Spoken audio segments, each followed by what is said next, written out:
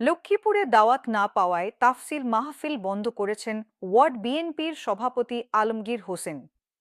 শুক্রবার ২২ নভেম্বর দুপুরে সাংবাদিকদের কাছে মাহফিল আয়োজকরা একথা জানান। জানা গেছে, লক্ষ্মীপুরে পৌরসভার ১১ নম্বর ওয়ার্ডের সাবেক কাউন্সিলর ও ওয়ার্ড বিএনপির সভাপতি আলমগীর হোসেন বিএনপি নেতা শহীদ উদ্দিন চৌধুরী এনির নাম ভাঙিয়ে মাহফিলের আয়োজনে বাধা দেয়।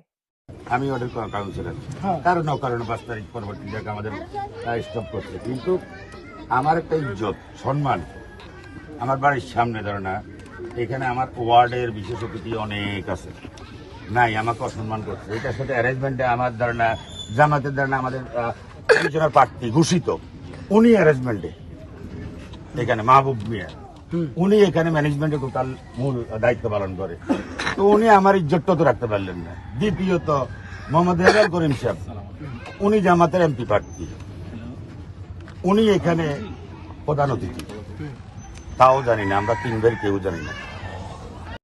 মাহফিল বাস্তবায়ন কমিটির সভাপতি জামাল উদ্দিন কবির ও মোহাম্মদিয়া জামে মসজিদের খতিব আহসান হাবিব জানান, শুক্রবার ২২ নভেম্বর বিকেল ৩টা থেকে লক্ষ্মীপুর পৌরসভার ১১ নম্বর ওয়ার্ডে আলমগীর কমিশনার বাড়ির সামনে মোহাম্মদিয়া জামে মসজিদ মাঠে তাফসিরুল কুরআন মাহফিল ও ইসলামী সঙ্গীত সন্ধ্যা শুরুর কথা ছিল। কিন্তু বৃহস্পতিবার ২১ নভেম্বর রাতে আলমগীর কমিশনার মাহফিল বন্ধ রাখতে বলেন। আমি এলাকার বাসিন্দা, রাতে 12:30 বাজে উনি আমার বাসার সামনে গেছে, যাই আমার বললে ওখানে মাহফিল হচ্ছে, কেউ নাই, আমরা কেউ নাই। সেলিম ভাই সভাপতি, সেলিম ভাই তো বিষয়টা অবগত আছে, আমি বলছি। তারপরে আর বিষয় বলি, আমি আর মেহমান হ্যান্ডেলিংটা আমি করি নাই। মেহমান হ্যান্ডেলিং আমরা তো আমি জামাল ভাই কালেকশন নিয়ে ফেডারেশন ছিল।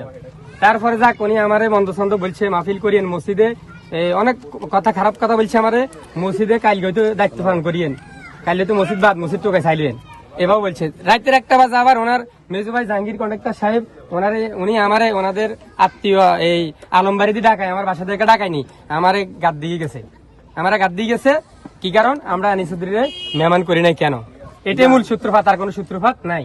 তো আমি আসলে এখানে অসহায় ছিলাম। এই আর বালুর টাকা রাতের 1টা বাজে এখানে রাখছে, বালু গাড়িটা, এই গাড়িটা এর কিছুক্ষণ আগে এই গাড়িটা এখান থেকে সরানো হয়েছে। উনি আমারে আর ওনার ভাইও বলছে বহুত খেলাইছেন, আর আমার হুরান বাড়ি সুকুবির বাড়ি, ওখানে যাই খেলান কুদ্দুর হালেন, এগুলো খেলাইতে না নারী। তো আমি আসলে অসহায়, রাতের 1টা বাজে আমি আসলে অসহায় ছিলাম। আর আমি ওনারা আসলে সম্মানিত মানুষ, সেলিম ভাই সম্মানিত মানুষ, আমি এই বিবেচনা করি কোনো কথা বলি না, আমি শুধু চুপ করেছি। অকথ্য ভাষাতে আমার গালাগালি করছে, আমি এখানে একজন খতিব সাহেব। অ্যানিকে দাওয়াত না দেওয়ায় তিনি এটি বন্ধ করেছেন বলে জানান। এখন ওনারা মসজিদটা অনুদান জমি জমা ওনারা বাধা দেওয়ার এটা একটা কারণ, যে ওনারা ইচ্ছে করলে হবে নইলে হবে না। এই আর এনএস চৌধুরী কেন দাওয়াত দেওয়া হয় নাই, এটা উনি স্পষ্ট বলছে আমাকে উনি এনএস চৌধুরী কেন দাওয়াত দেওয়া হয় নাই। আমি হাসম সাহেব, ওনাদের বিএনপির হাসম সাহেব, উনি এখানে হ্যাম্বিলে স্যার ওনাদেরকে গত বছর ওনাকে বিশেষ মেহমান করা হয়েছে, ওনাকে বলছি ভাই 2 মিনিটের জন্য আসি বক্তব্য দেন, উনি দিতে পারে নাই ব্যস্ততার কারণে, আমরা দেয় নাই। হাসম সাহেবদেরকে আমরা দাওয়াত দেখে আনতে পারি নাই, পরিস্থিতি ভয়াবহ, দরের আসতে পারে নাই।